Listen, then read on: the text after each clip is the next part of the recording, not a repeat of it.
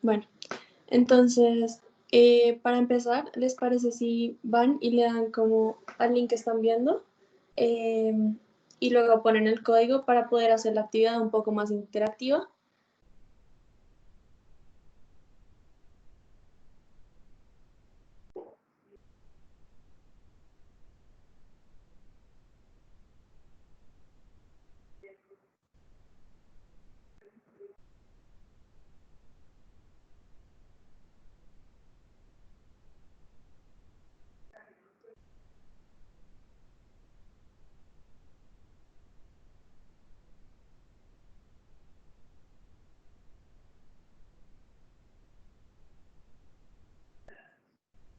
Bueno, mientras se siguen metiendo, les voy comentando un poquito de la plataforma como tal.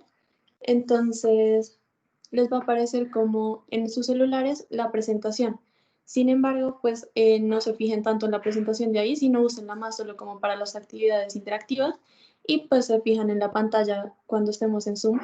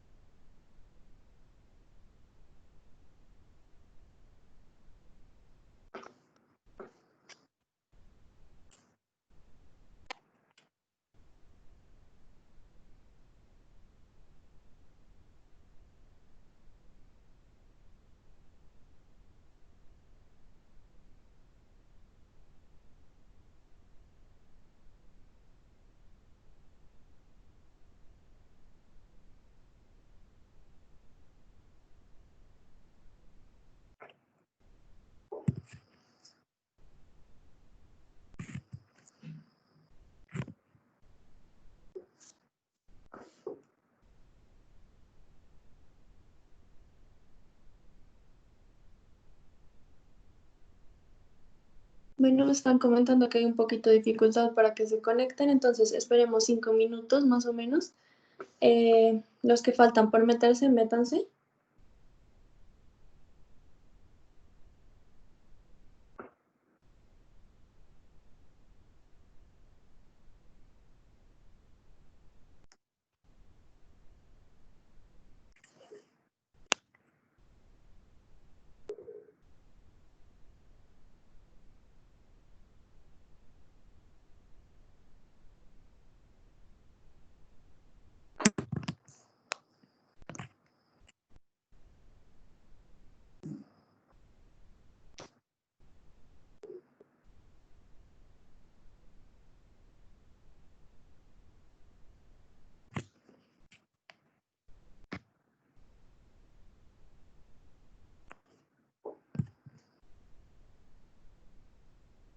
Listo. Yo creo que ya vayámonos poniendo en la presentación como tal.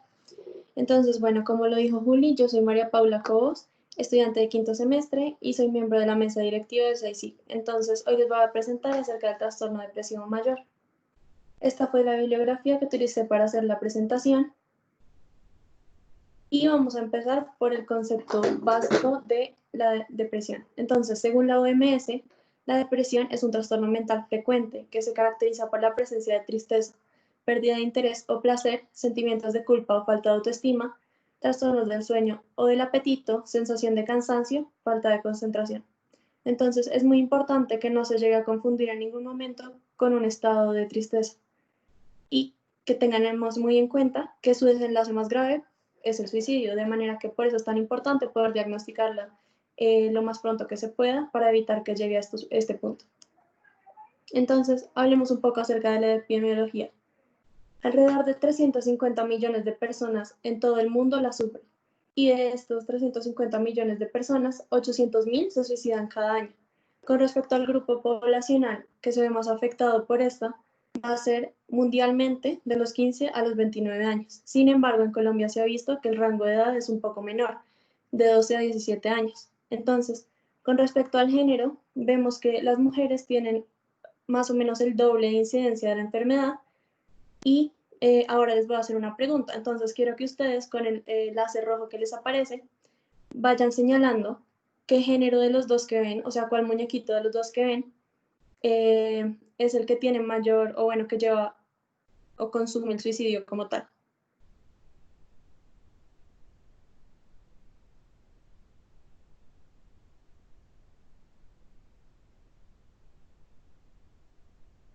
Entonces aquí estamos viendo más o menos una respuesta un poco igual. Sin embargo, pues como les venía diciendo, las mujeres tienen mayor incidencia de la enfermedad, pero los hombres van a ser aquellos que consuman el suicidio como tal en mayor medida. Entonces ahora quiero que me pongan en el texto que les aparece qué factores de riesgo conocen para la depresión.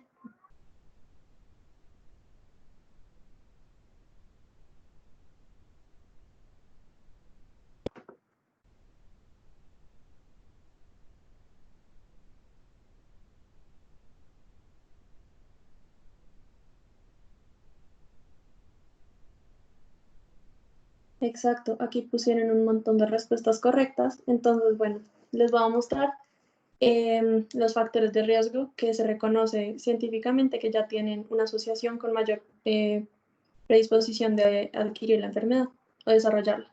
Entonces están las personas que ya tuvieron un episodio previo antes, pues van a tener mayor probabilidad de reincidir.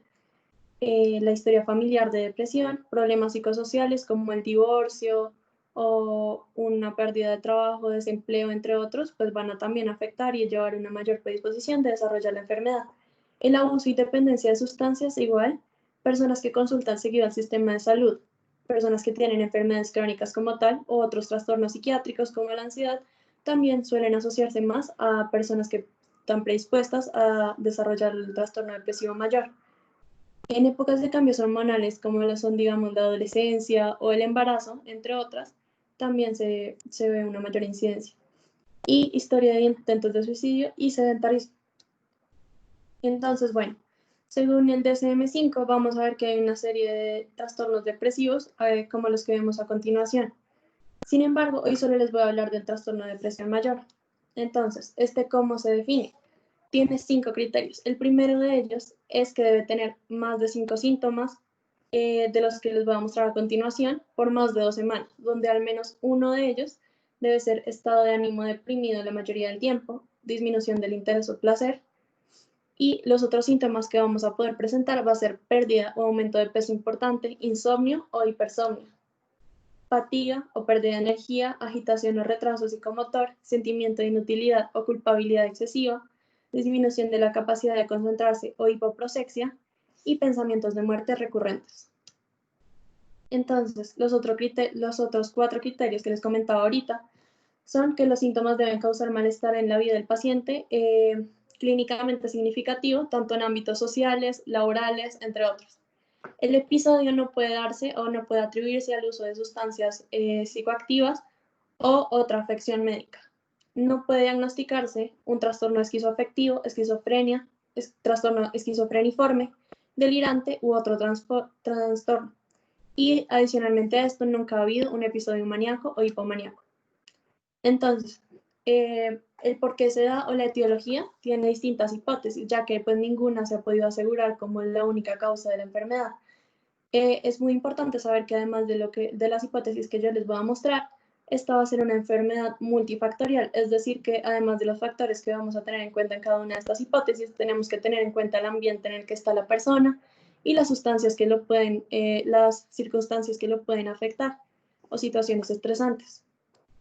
Entonces, con respecto a la hipótesis de las monoaminas, vamos a ver, típicamente se asocia a la depresión con este mecanismo de eh, creación. Entonces, hay una disminución de serotonina y noradrenalina, donde vamos a ver mucho más afectados los receptores 5-HT1 serotoninérgicos que el resto de los otros 7 receptores que hay en esta familia. Entonces esto va a ser sumamente importante ya que estas dos sustancias pueden afectar nuestro comportamiento sexual, nuestro sueño, nuestra temperatura, nuestro apetito, entre otras acciones. Entonces cuando se ven disminuidas, pues van a afectar esto. Hay otros neurotransmisores muy importantes también para el desarrollo de la enfermedad o que se relacionan con este, donde vamos a señalar principalmente el glutamato, que a diferencia de los otros se va a ver aumentado.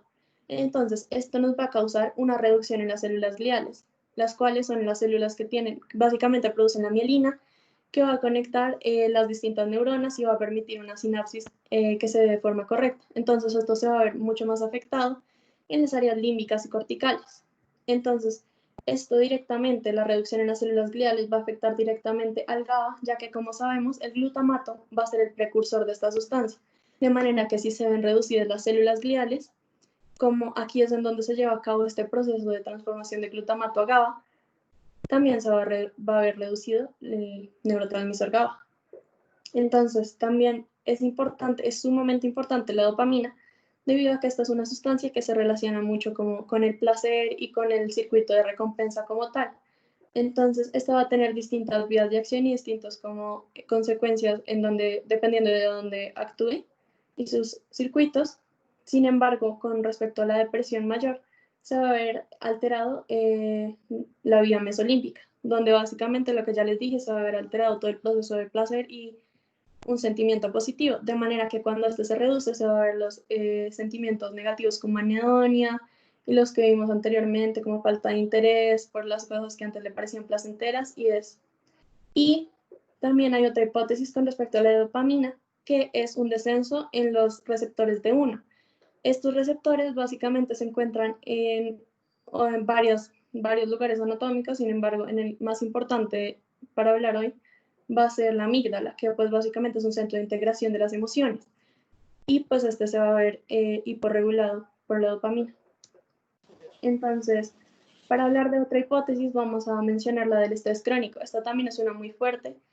Entonces, básicamente va a haber una activación del eje hipotálamo-hipófisis adrenal que se va a dar inicialmente por un estresor, como vamos a ver aquí en el esquema de la derecha, que va a activar en el hipotálamo la secreción de hormona liberadora de corticotropina, que va a actuar en la hipófisis liberando la corticotropina adrenal, que va a producir los glucocorticoides, que se va a ver, digamos, sobre todo el cortisol, se va a ver muy aumentado en los pacientes con depresión mayor. Entonces, cuando estos glucocorticoides actúan con los receptores correspondientes, van a causar distintas acciones. Va a haber un incremento de glucosa en sangre, alteraciones del comportamiento como las que estamos hablando ahorita, sobre todo se altera la recaptación de serotonina, que pues también nos lleva a las manifestaciones depresivas, inhibe la reproducción, el crecimiento y el sistema inmune. Entonces, adicionalmente a esto, pues va a generar unos cambios estructurales en el hipocampo que nos pueden llevar a una atrofia cerebral y a una reducción de la neurogénesis, que se puede evidenciar en una reducción de las neurotrofinas BNF y FGB, que pues son factores neurotróficos cerebrales y factores nerviosos. Entonces, estos básicamente son neurotrofinas muy importantes para la plasticidad neuronal, que como tal la vamos a tener en cuenta como un cambio estructural o funcional de las neuronas, que se va a dar por un estímulo, en este caso, digamos, una ocurrencia estresora o una experiencia traumática. Y la neurogénesis, que es la posibilidad de crear pues, nuevas uniones neuronales y pues, nuevos caminos neuronales que nos van a ayudar a pues, ser como más adaptables a las sustancias o las experiencias estresoras. Con respecto a la hipótesis preinflamatoria, se va a ver muy relacionado con la hipótesis que acabamos de mencionar, debido a que también va a haber una activación del eje hipotálamo-hipófisis adrenal, y como les dijimos, va a haber un incremento de la recaptura 5-HT, pero entonces, o sea, de la serotonina. Entonces, igual lo que más debemos tener en cuenta es que en los pacientes con depresión mayor vamos a ver incrementadas las sustancias proinflamatorias, como va a ser la interleuquina 6. Entonces, esta se va a asociar con trastornos del sueño, que pues pueden causar la insomnio en los pacientes deprimidos, y que cuando esta se junta con el factor de necrosis tumoral alfa, se va a ver asociado a patrón de depresión atípica, que pues básicamente lo vamos a ver más adelante con los específicos. Sin embargo, eh, básicamente lo que vamos a ver aquí es que no va a presentarse como normalmente se presenta la depresión, sino que puede haber, digamos, un incremento leve ante una circunstancia que cause placer del humor y pues como una atenuación de los estados depresivos en estos momentos. Más adelante lo vamos a ver más claro. Entonces, también va a haber unos factores genéticos que pueden causar una predisposición a desarrollar esta enfermedad de manera hereditaria, donde se ha visto también una relación con el género, donde las mujeres se suelen ver más afectadas. En un estudio mostraron que alrededor del 57.1% de mujeres que tenían de personas que tenían esta enfermedad eran mujeres y que el 42.9% eran hombres. En otros estudios se ha visto otros porcentajes en mujeres de 40% y hombres de 30%. Hay múltiples genes asociados con el desarrollo, la predisposición de desarrollar la enfermedad, alrededor de 200.000. Sin embargo, pues aquí les puse los más importantes. El más importante dentro de todos va a ser este primero, el cual se encarga de la recaptación de la serotonina, de manera que si hay una mutación, una lesión o algún cambio genético en este gen, se va a producir un incremento en la recaptación de la serotonina que nos va a llevar a los síntomas depresivos ya mencionados. Entonces, bueno, ahora vamos a hablar del nombramiento del diagnóstico, según el DSM-5. Entonces, esto va a ser como nombrar a una persona. Entonces, el primer nombre siempre va a ser trastorno depresivo mayor, siempre que cumpla las características que dijimos anteriormente.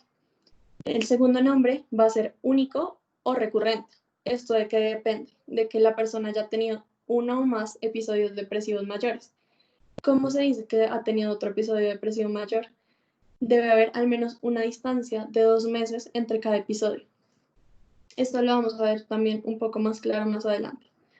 Y los especificadores de gravedad, los especificadores como tal, van a ser como el primer apellido. Entonces, los más importantes especificadores van a ser los de gravedad, los psicóticos y los de remisión. Entonces, pues hay múltiples especificadores de los cuales vamos a hablar más adelante. Sin embargo, pues estos son los más importantes debido a que pueden ayudarnos a dirigir el tratamiento que le vamos a dar al paciente. Y por último, vamos a hablar de especificadores que no tienen un código aplicable al episodio actual. Entonces, como les decía, el trastorno depresivo mayor se puede distinguir cierta gravedad. Entonces puede ser leve, moderado o grave. ¿Esto de qué va a depender? Del malestar que genera en el paciente y de que tanto lo pueda como manejar en su vida diaria o que tanto afecte la misma. Con respecto a la remisión, hay dos tipos. Entonces está la parcial y la total. En la parcial vamos a ver una mejoría de los síntomas y de todo. Sin embargo, esta no va a alcanzar a durar los 2 meses antes de que haya una reincidencia en el mismo episodio depresivo que tuvo. Sí, o sea, no se puede decir que es recurrente debido a que no han pasado 2 meses sin que no tenga los síntomas mencionados en primer lugar. Y la remisión total como tales son los 2 meses sin que sea un episodio depresivo mayor. Ahora, al hablar de características psicóticas, vamos a hablar de delirios o alucinaciones. Estos pueden ser de dos tipos. Los no congruentes con el estado de ánimo, donde vamos a ver los delirios y alucinaciones típicas de episodios psicóticos, como van a ser el delirio de grandeza, el de que nadie les puede hacer daño o sentimientos por el estilo. Mientras que van a haber otros no congruentes con el estado de ánimo. Entonces aquí vamos a tener tanto la mezcla de los congruentes con el estado de ánimo o los típicos, como delirios de paranoia o autoinfligidos como tal. Entonces, estos se van a ver usualmente más relacionados con los trastornos depresivos, mientras que cuando vemos este tipo de presentación de los delirios, podemos apuntar la diagnóstica a una psicosis. Entonces, aquí quiero que me pongan qué tipos de delirios conocen ustedes.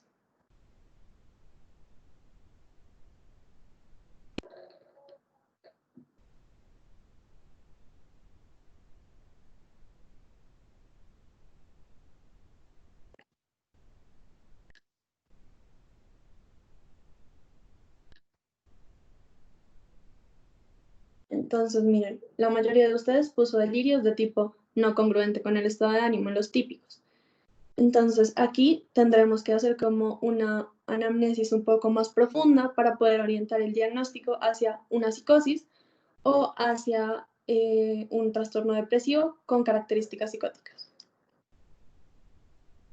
Entonces, ahora vamos a hablar del especificador de conansiedad. Este es uno de los primeros a mencionar debido a que se ve una gran incidencia de pacientes con trastornos depresivos que adicionalmente presentan características ansiosas.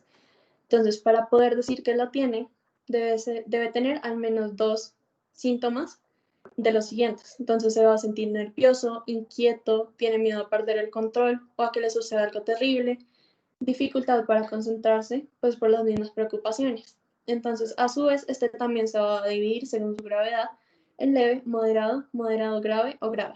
Entonces, vamos a ver que si solo cumple los 2 criterios, vamos a catalogarlo como trastorno depresivo mayor con ansiedad leve.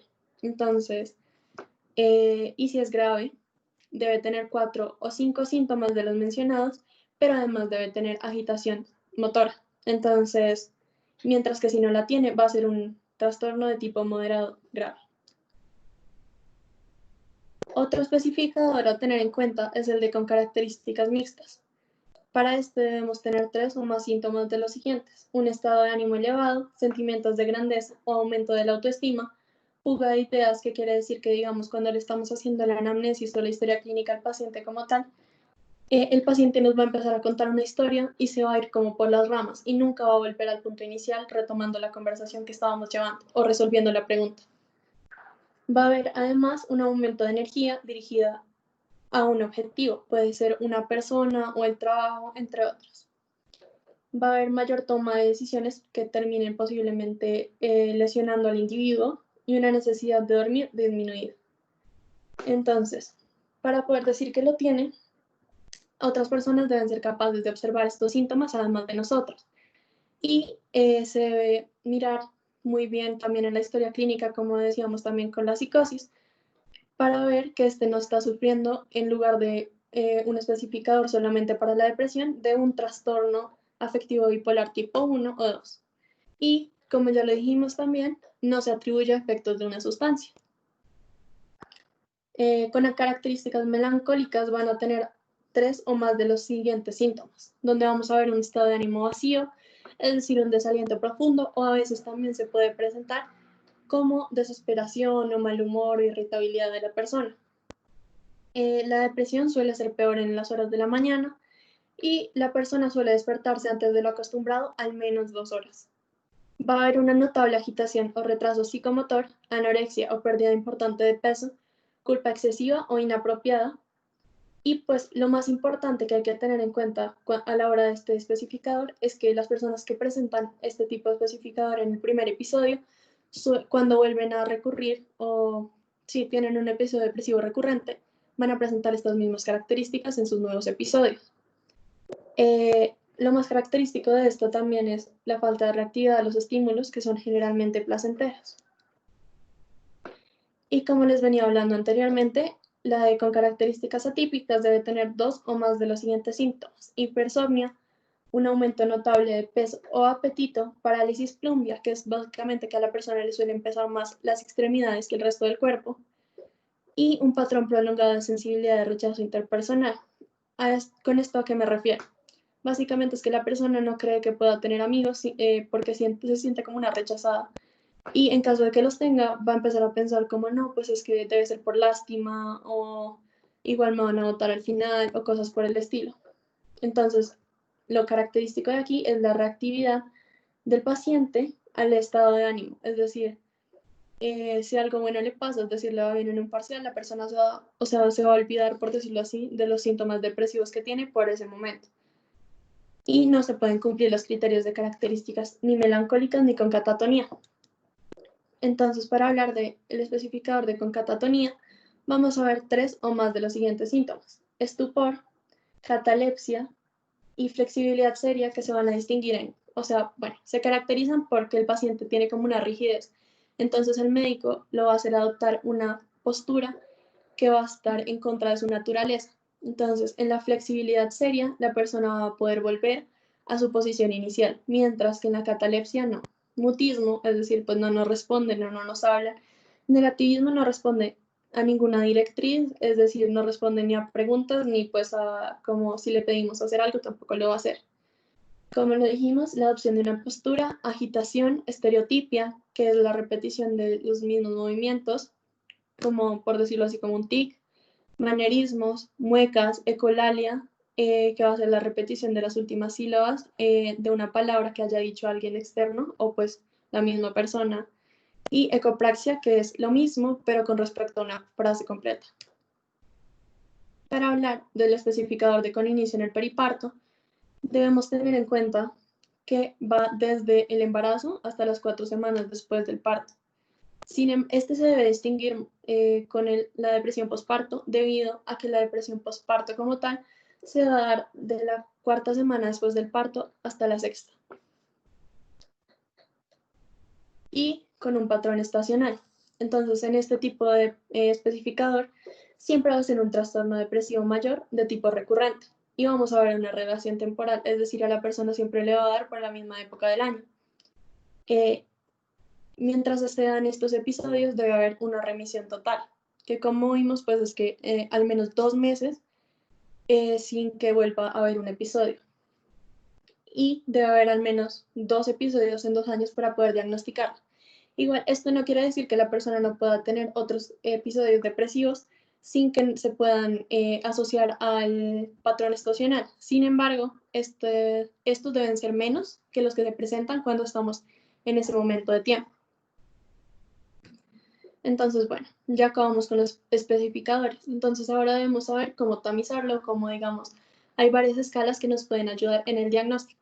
Siempre, pues, para poder diagnosticar el trastorno depresivo mayor, va a ser necesario como en la experticia clínica como tal del psiquiatra y la evaluación clínica, pero estas escalas nos pueden ayudar. Entonces, existe la escala de Beck, que pues va a ser una escala que hace como uno mismo mediante un cuestionario de 22, 21 preguntas, así como la de Hamilton, en donde va respondiendo de acuerdo a la gravedad a la gravedad de la pregunta, es decir, los síntomas. Entonces te preguntan cosas como, ¿te sientes con desganas de hacer todo lo que antes considerabas bueno, del 0 al 4? Y entonces tú tienes que poner qué tan grave te encuentras. Hay otras escalas más específicas, como son la escala de depresión geriátrica, la GDS. Entonces, en esta originalmente eran 15 preguntas. Sin embargo, se ha desarrollado un nuevo cuestionario que se puede hacer con 5. Y pues básicamente son las mismas preguntas, pero con unas añadidas o como más enfocadas a las personas de edad avanzada. Y la escala de depresión postparto también se enfoca un poco más hacia la presencia de los síntomas dentro de la población específica. Entonces ahora les quiero preguntar, ¿ustedes creen que la terapia farmacológica y la cognitivo-conductual son iguales de efectivas?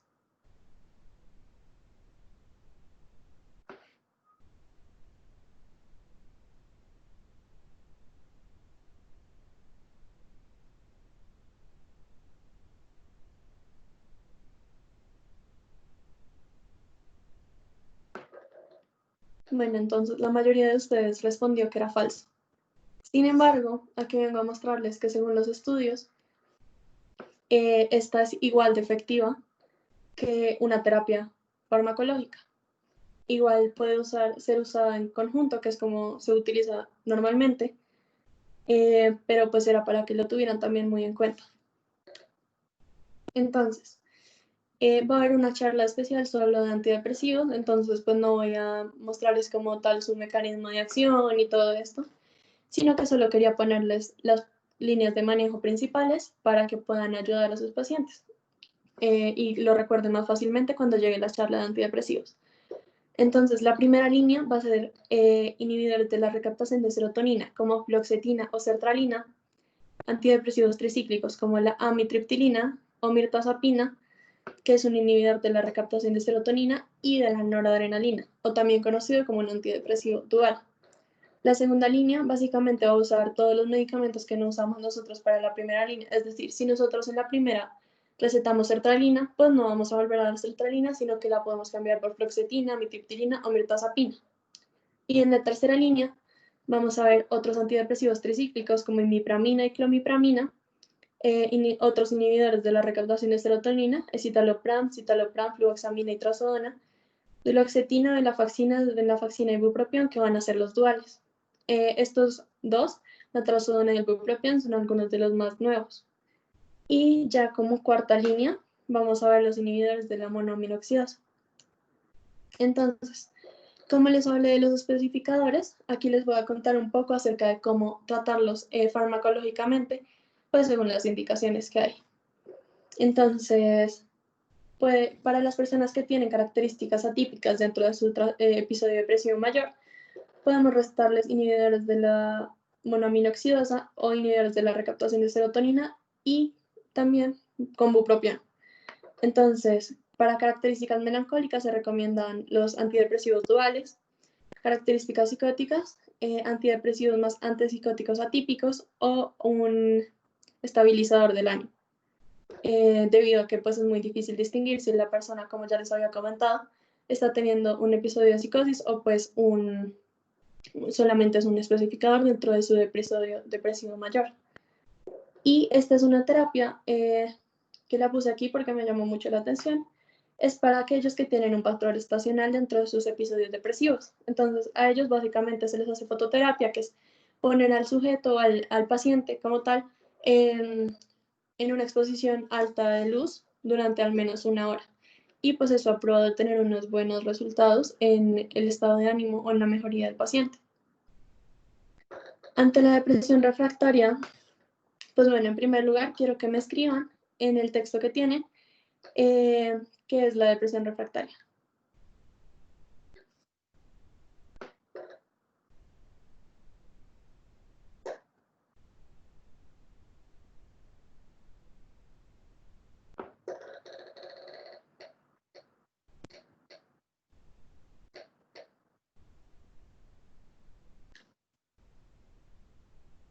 Exacto. Básicamente lo que muchos de ustedes dijeron es que no responde a fármacos o no responde al tratamiento, medicamentos de primeras líneas. Entonces, bueno, básicamente es lo que ustedes dijeron, donde se habla de que pues, no hay una reacción positiva después de mínimo 2 semanas. Sin embargo, igual los antidepresivos pueden tener una acción de 4 a 6 semanas después de empezar a consumirlos, sin que haya pues ningún problema de decir que es una depresión refractaria. Entonces, mínimo 2 semanas en las que el paciente no está mostrando una mejoría con el tratamiento farmacológico, ni las combinaciones que se han hecho entre ellos. Entonces, sí, se dice que inicialmente, digamos, después de mirar todas las líneas de manejo que ya vimos, si no reacciona y no se ha usado un inhibidor de la recaptación de serotonina, se le pone. Si este no funciona, se puede cambiar por otro antidepresivo, como los que mostramos anteriormente.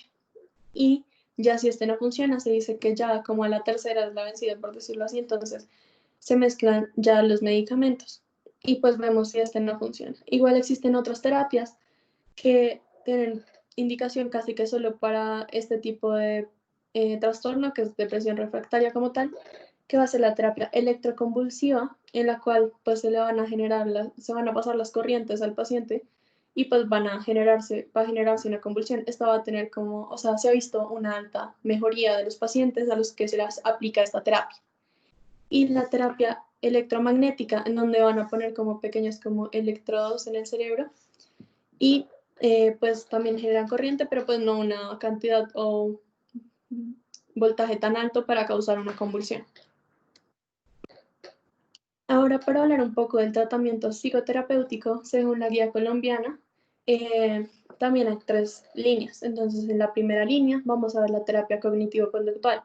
En la segunda, la terapia interpersonal individual. Y la tercera línea, la terapia psicodinámica breve o terapia grupal. Sin embargo, hoy solo vamos a tratar la terapia psicodinámica breve.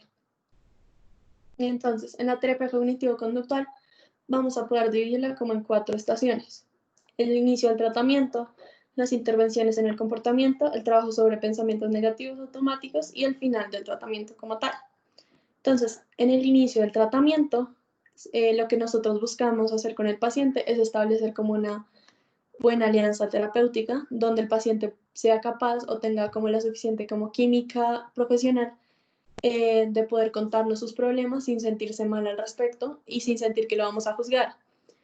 Adicionalmente a esto, pues vamos a establecer una lista de metas y problemas que tenga el paciente y ponerlas como en orden de prioridad, como cuál es el primero a atacar o con cuál vamos a trabajar primero. Y se debe luego educar al paciente sobre el modelo cognitivo de la enfermedad. ¿Esto para qué sirve? Lo que se hace aquí es básicamente para que el paciente se dé cuenta de que la enfermedad no es su culpa, ¿sí? Como de que todo el mundo dice como, no, es que yo sé que si tú quieres estar bien, pues estás bien. Y pues así no funciona. Entonces, pues que se dé cuenta de que hay muchos factores que pueden afectar su salud mental y que pues puede mejorarse además. Y luego se explican cómo funcionan las terapias cognitivo-conductuales, donde se habla en el manual de 16 a 24 sesiones por 3 a 4 meses.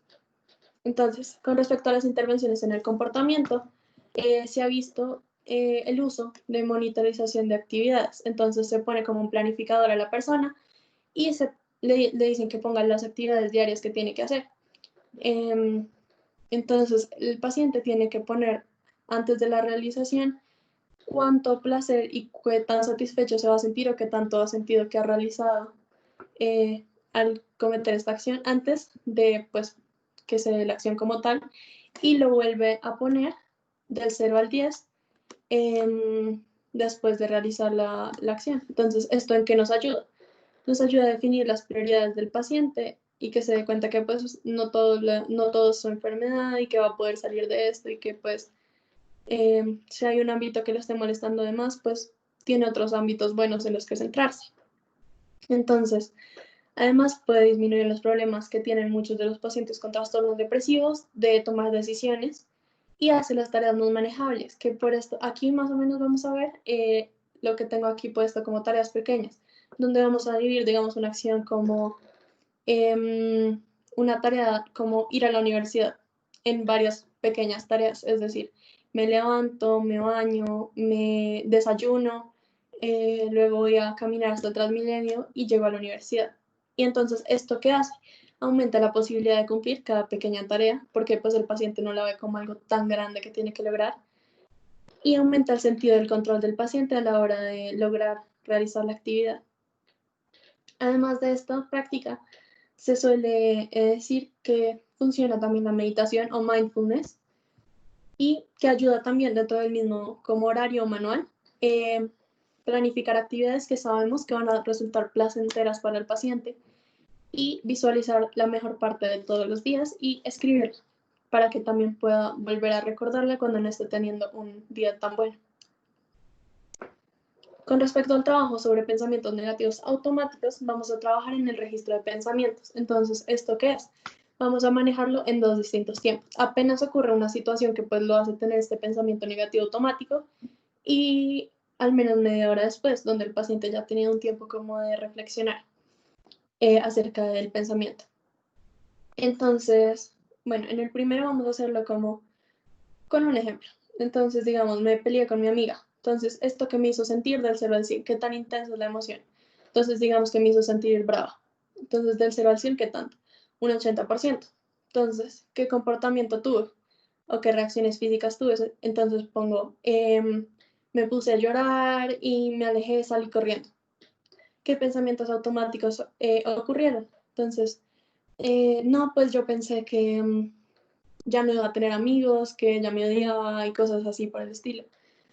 Entonces, bueno, después de un tiempo, después de al menos media hora, se vuelve a poner la situación y las emociones que está sintiendo con la intensidad respectiva después de que haya pasado. Entonces, digamos que yo seguí pensando en lo mismo y que pues no pude como quitarme el pensamiento negativo automático, entonces sigo pensando lo mismo, pero después de darle más vueltas, entonces, no sé, me sentí peor. Entonces, digamos que estoy en un 90% de intensidad de la emoción. Entonces, una vez más, vuelvo a poner el pensamiento automático y pues si tienen algunos nuevos. Y luego hablamos ya de las evidencias que tenemos a favor o en contra de este pensamiento negativo automático. Entonces, a favor, Digamos, yo sé que estuvo mal lo que hice y yo sé que ella ya no está con su mejor amiga por tal cosa. Entonces me va a dejar también a mí. Y evidencia en contra, pues va a ser que la pelea no fue tan fuerte, que no fue algo tan relevante para la amistad, que la amistad no se va a acabar solo por eso. Entonces, después de hallar la evidencia, vamos a hacer un pensamiento que integre estas dos perspectivas más balanceado. Y vamos a poner del 0 al 100 nuevamente la intensidad de las emociones que tuve después de hacer el pensamiento más balanceado o realista. Entonces, los tipos de distorsiones cognitivas comunes o pensamientos negativos automáticos comunes que hay son maxificación. Entonces, en este básicamente es pensar que, digamos, si yo perdí un parcial, entonces no voy a perder el semestre y luego voy a terminar vendiendo bananas o cosas así. Entonces, el blanco y negro. Entonces está o todo es bueno o todo es malo y no podemos ver una vista central de hay cosas buenas y malas dentro de lo que me pasó. La lectura de mentes, que es básicamente una suposición de que nosotros sabemos lo que está pensando la otra persona. Entonces, yo sé que ellos me odian, es que yo sé que nadie me quiere, yo sé que tú me ves como un fastidio o cosas así. La sobregeneralización, que es básicamente decir, todos me odian, todos creen que soy tal cosa y así. La personalización es asumir como la culpa de las situaciones que nos ocurren y decir pues que es nuestra culpa. Entonces, digamos, si algo me pasa a mí, pues yo voy a decir como, es que yo sé que él me terminó porque pues yo soy una jartera, yo soy tenaz porque alguien querría estar conmigo. Lo entiendo, ¿sí? La visión de túnel es que básicamente solo nos enfrascamos en la cosa o la situación negativa que nos pasó y no podemos ver lo que está pasando alrededor nuestro o alrededor de la situación.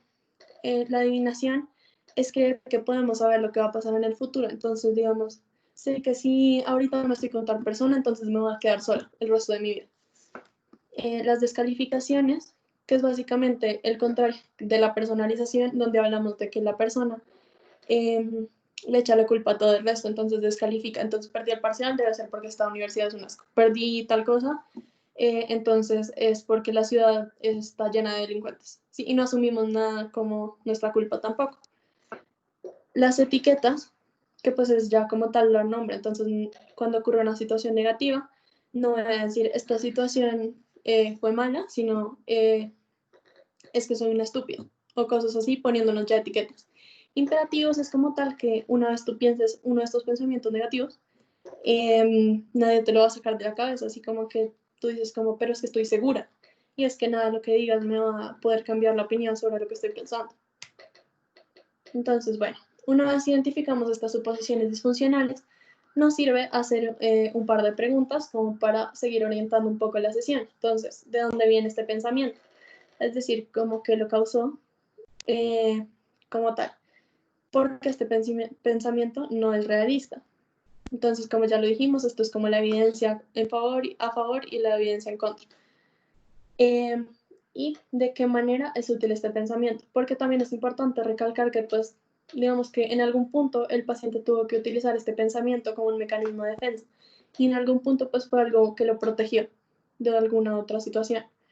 ¿Qué alternativas de pensamiento pueden ser más realistas y más útiles? Y cómo consolidamos el conocimiento del nuevo pensamiento que adquirimos.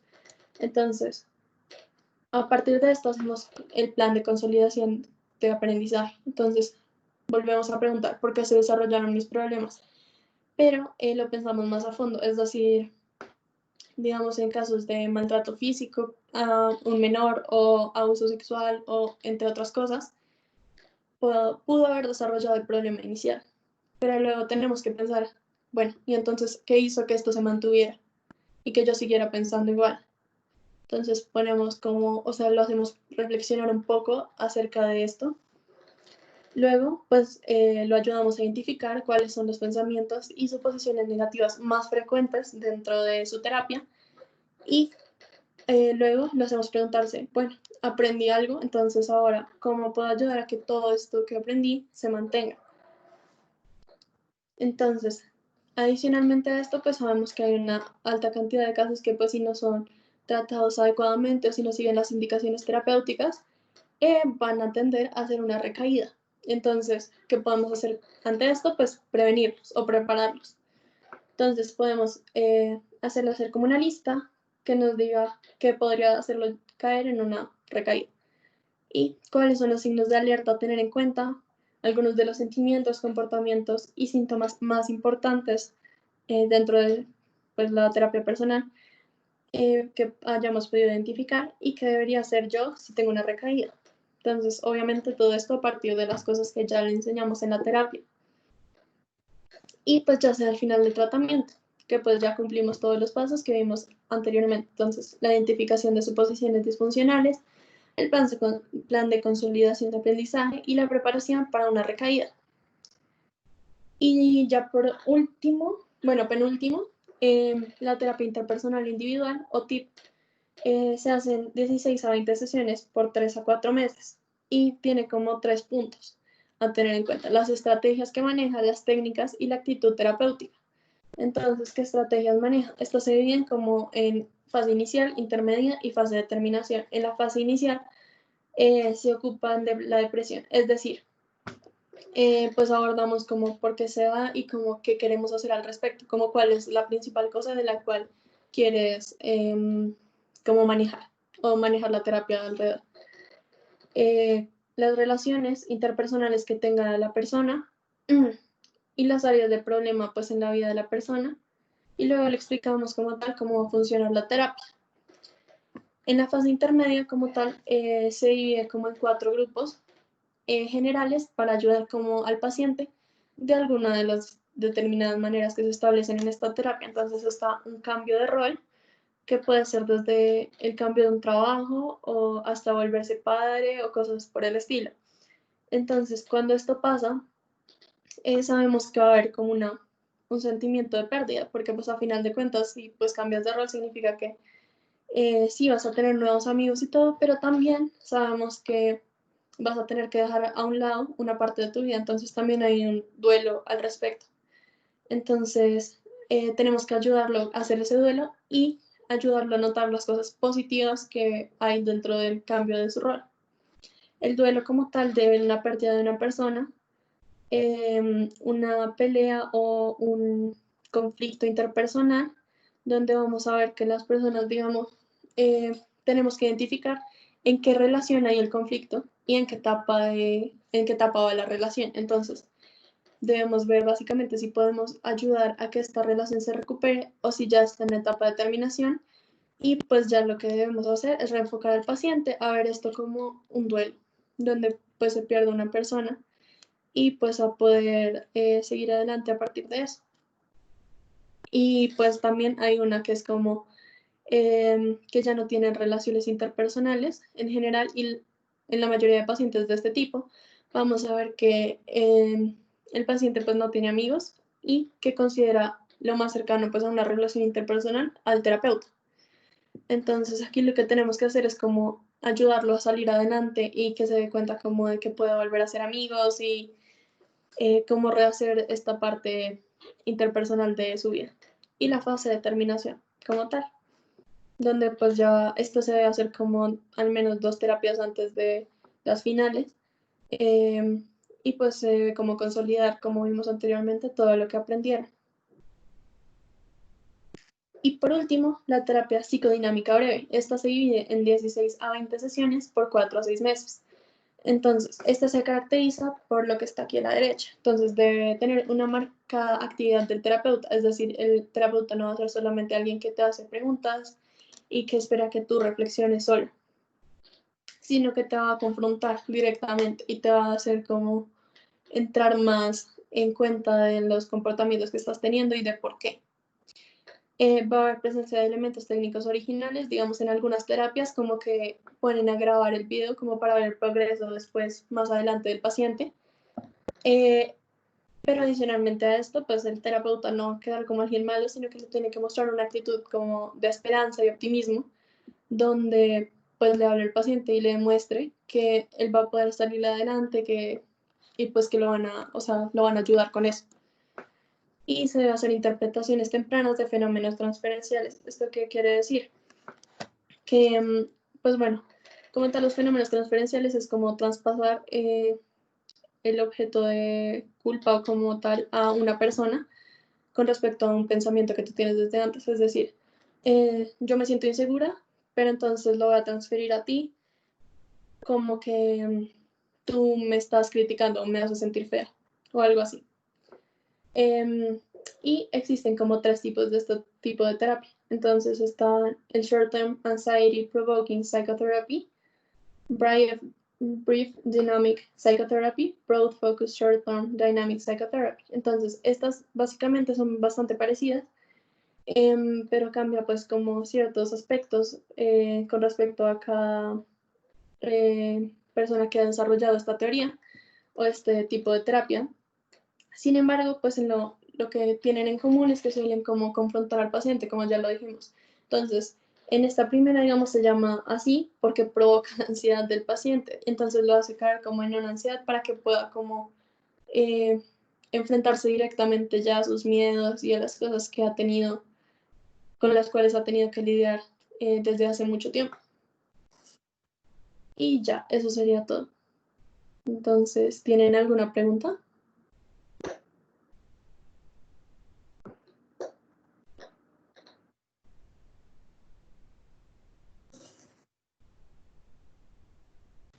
Si yo tengo una pregunta, es que no entendí bien, ¿la depresión estacional se puede dar en cualquier estación o es en invierno?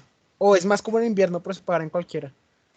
Se puede dar en cualquiera, pero sí se ve mayor incidencia como de este tipo de patrón en el invierno, pues debido pues a lo que tú sabes como exposición de la luz, también baja como hace como que haya una deficiencia en la vitamina D y eso también se relaciona con la depresión un poco. Listo, vale, muchas gracias. Listo.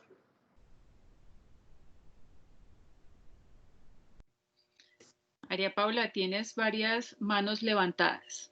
Ah, es que no veo. Nicolás, ¿quieres darle tu pregunta?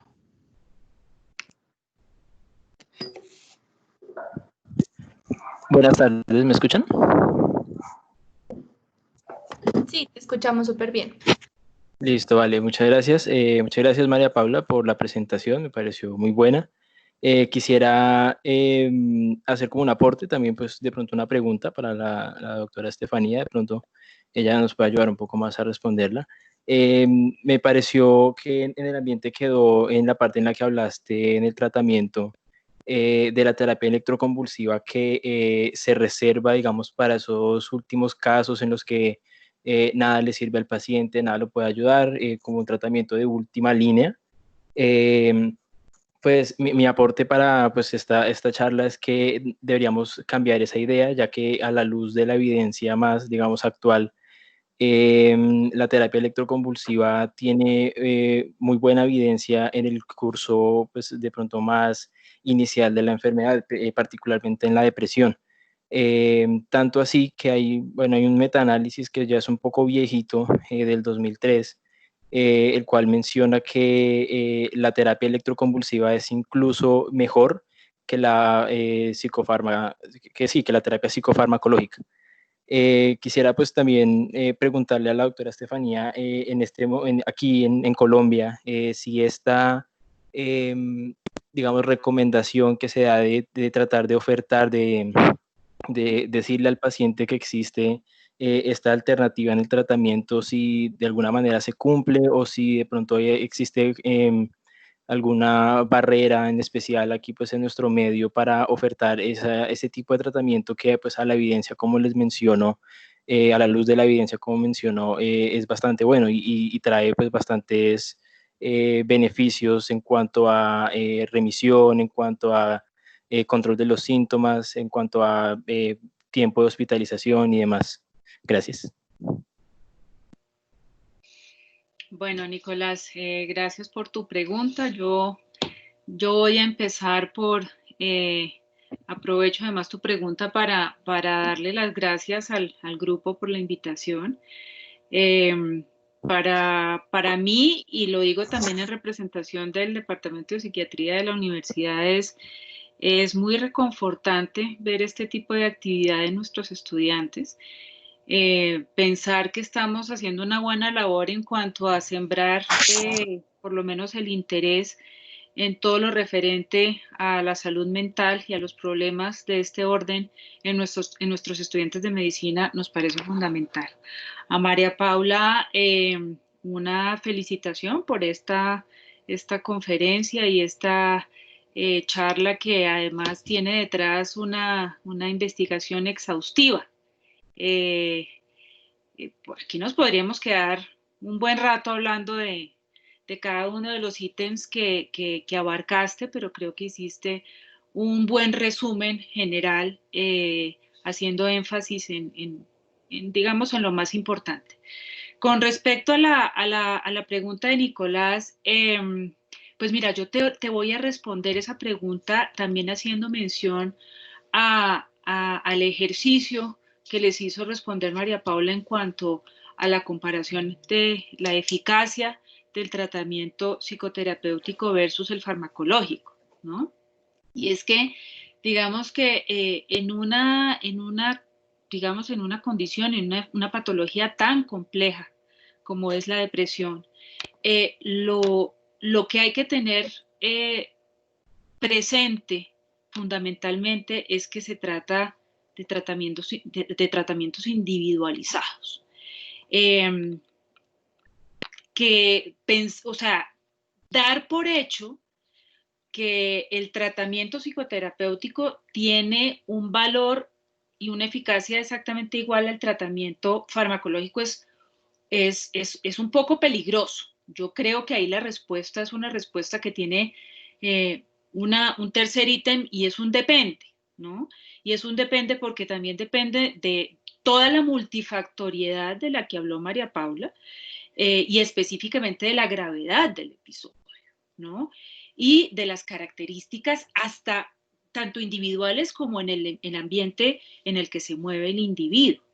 Esto se los digo porque efectivamente, y nosotros somos un departamento fundamentalmente psicoterapeuta, y en la medida de lo posible, dar espacios psicoterapéuticos es fundamental, ¿no? Y ahorita vamos a hablar un poquito de eso, pero muchas veces, y en un buen porcentaje de los casos, lo primero que va a hacer uno es ayudarlo con también un medicamento además de la psicoterapia, ¿no? Digamos que eso me parece muy importante para que no quede la sensación de que el tratamiento psicofarmacológico es exactamente igual en términos de su eficacia con el psicoterapéutico. Ahí hay una cantidad de factores que influyen.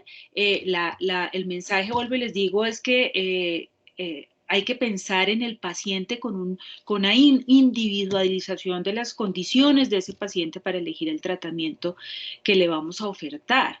Con respecto al tratamiento con la terapia electroconvulsiva, pues evidentemente este es un manejo que ha sido muy polémico, que en una época además salió de las guías, y que de un tiempo para acá se empezó a considerar para los tratamientos, para las depresiones resistentes fundamentalmente, porque de todas maneras alrededor de la terapia electroconvulsiva hay una serie de prevenciones y de situaciones que también hay que tener en cuenta a la hora de formularlo, un poquito para hablar de lo que estaba preguntando Nicolás. Claro, para las depresiones resistentes se ha visto unos buenos resultados, pero yo creería que para las depresiones que están arrancando, siempre la dimensión psicoterapéutica y la individualización de la situación de cada paciente es lo que tiene que guiar nuestro criterio en términos de lo que les vamos a ofrecer. Aquí lo que hay que tener en cuenta es que estamos tratando y estamos abordando un sufrimiento emocional de un individuo, ¿no? Y tenemos una alta y amplísima gama de posibilidades terapéuticas, incluso dependiendo de las orientaciones y los entrenamientos que tengamos. María Paula habló muy específicamente de unos de ellos, pero independientemente de lo que usemos, lo que no hay que perder en cuenta es que se trata un sufrimiento emocional, es un individuo que necesita que lo oigamos, que lo escuchemos, que hagamos una relación médico-paciente. María Paula habló de la adherencia terapéutica, eso es fundamental. Muchas veces las depresiones resistentes tienen que ver mucho más con la relación médico-paciente que con el mismo fármaco. Entonces, digamos que en términos generales, quiero que quede en el aire la importancia que hay que darle a esta situación en términos de lo que está viviendo el individuo en su particularidad, con sus factores predisponentes individuales y en el contexto en el que se mueve. Te doy la palabra, María Paula, no sé si quieres decir algo más. No, me parece que todo está perfecto. Bueno, aquí yo veo una cantidad de preguntas, no sé cómo quieres tú, María Paula, que las vayamos abordando. No sé, si quieres di la persona que estés viendo en este momento. Ok. Y hablar. Vale, yo estoy aquí abriendo el chat, María Paula. Nicolás Medina dice para la doctora Estefanía, buenas noches, dentro de lo que se conoce en depresión infantil, teniendo en cuenta que su presentación clínica es diferente, ¿cuáles herramientas o escalas pueden ser útiles? Muy buena pregunta, Nicolás, y específicamente yo, que soy psiquiatra de niños y adolescentes, sí es importante, es muy importante porque eso es, digamos, una patología que se da cada vez más frecuentemente en niños y en adolescentes. Y las características de las presentaciones clínicas pueden ser muy diferentes porque dependen mucho del momento del desarrollo en el que se den. Muchas veces en niños pequeñitos no vamos a ver cuadros clínicos similares a los de los adultos, en que ya todas explicadas en mucho detalle por María Paula, pero que en términos generales son cuadros clínicos en los que nosotros nos ensimismamos en nosotros mismos, ¿cierto? Y hacemos como un retraimiento sobre nosotros mismos. Eso es mucho la presentación que se da en el adulto. En los niños, con altísima frecuencia y dependiendo del momento del desarrollo, tal vez en los más chiquitos, con frecuencia se dan depresiones con manifestaciones de hiperactividad, por ejemplo, de aumento de la conducta motora, de irritabilidad, se ponen furiosos, digamos que son síntomas mucho más ruidosos de lo que podríamos esperar en los adultos y vuelvo y les digo, muchas veces tiene que ver con el momento del desarrollo en el que se instaura el cuadro clínico. Aquí lo que hay que tener, una de las cosas primordiales cuando uno ve niños en psiquiatría, en niños y adolescentes, es precisamente ese concepto del momento del desarrollo. Muchas veces hay un mismo síntoma que dependiendo del momento en el que se dé, puede significar cosas muy diferentes. Entonces, más que centrarnos exclusivamente en qué síntomas se produce en el niño, la evaluación es una evaluación integral en el que le demos un significado a esos síntomas que estamos viendo específicamente en ese niño y que pueden llevarnos a pensar que esté haciendo una depresión. ¿Ok?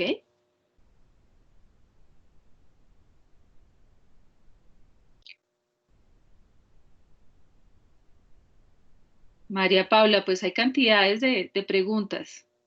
¿En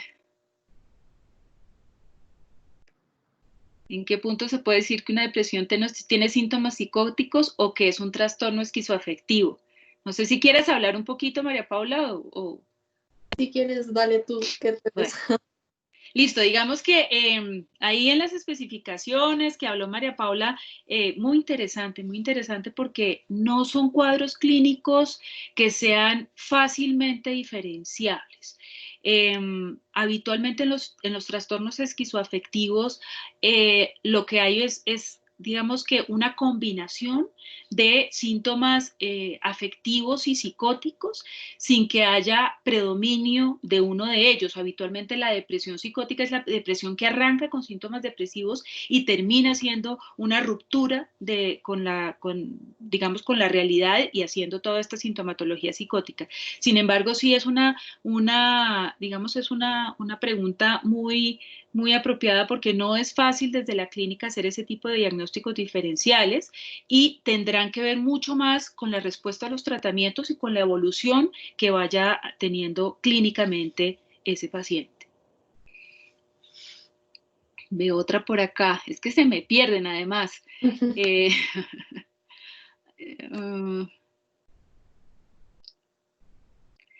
mi pregunta, Mateo, dice, en casos en los que la depresión es secundaria a factores completamente irreversibles, como podría ser una marcada discapacidad permanente, si bien es cierto que mucha gente recupera su nivel basal de ánimo con el tiempo, se podría ser resistente al tratamiento debido a que la situación que la origina no es modificable, así cambie su visión de la situación, esta no tiene arreglo.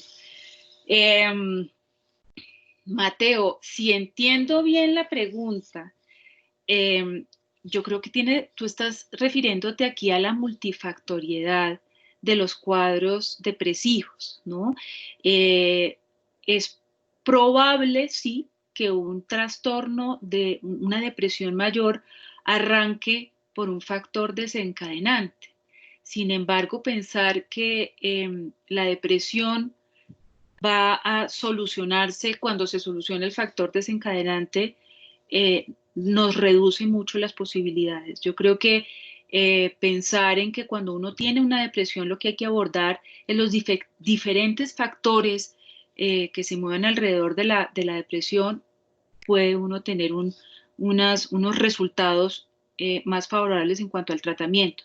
Y con esto les estoy diciendo que hay factores, como lo habló María Paula, que tienen que ver con el individuo y factores psicosociales.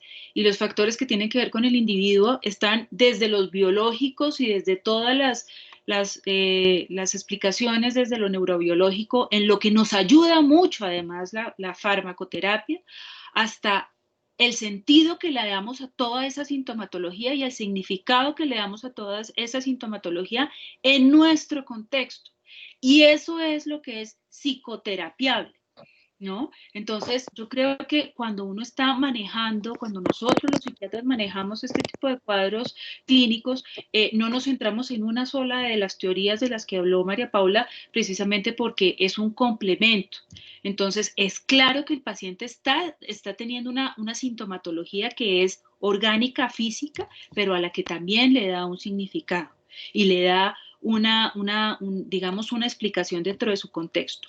Hay una parte con la que nos ayudamos con la farmacoterapia y la otra parte es en la que trabajamos desde las diferentes corrientes terapéuticas que hay para modificar esos significados que le están dando a toda esta sintomatología. Dios, qué tío.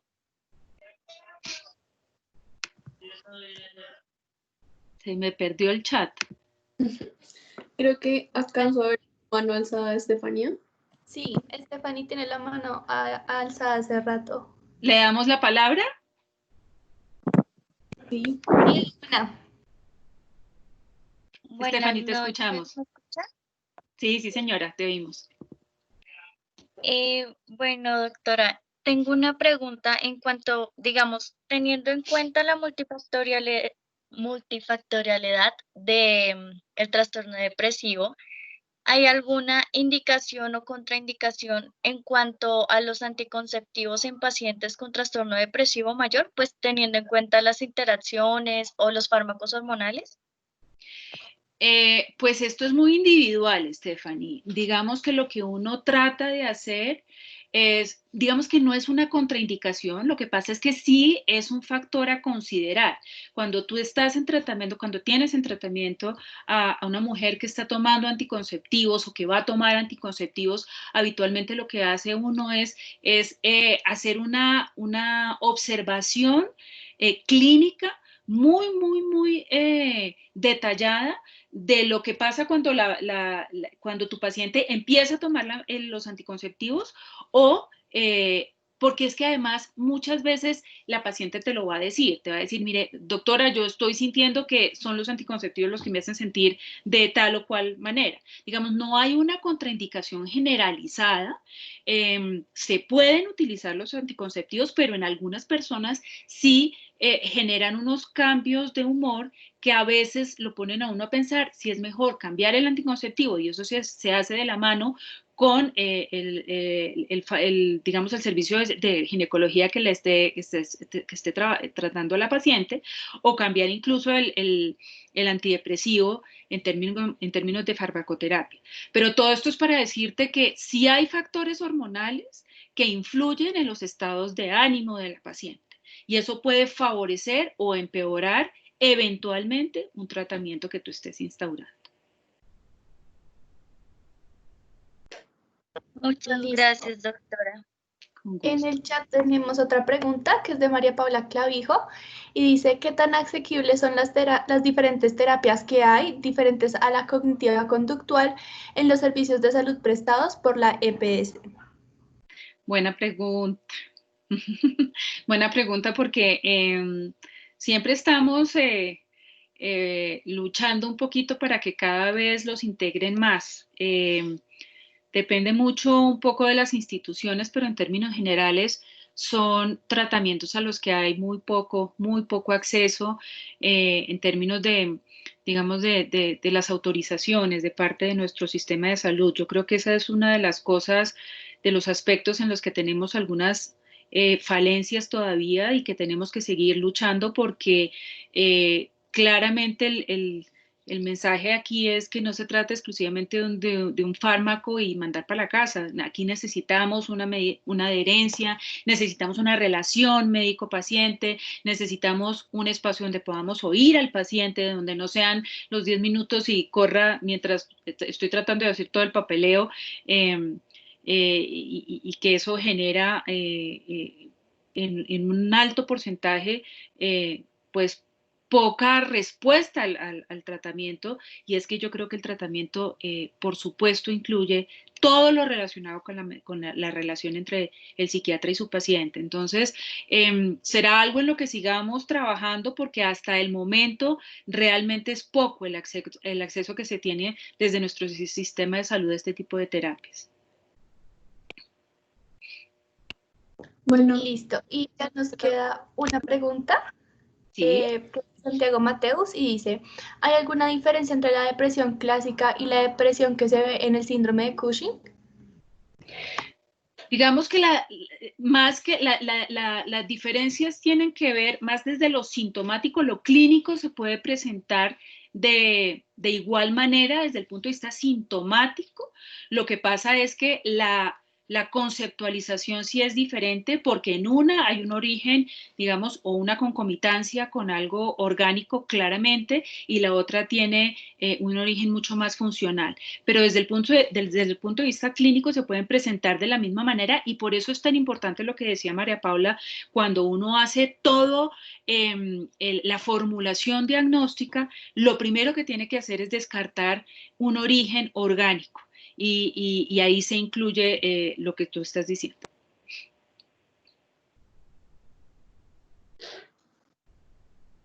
Bueno, creo que ya eran todas las preguntas.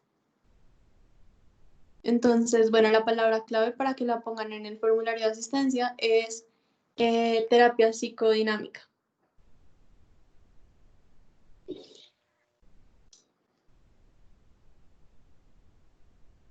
Y ya creo que eso sería todo. Entonces, muchas gracias, doctora, por ayudarnos en esta charla.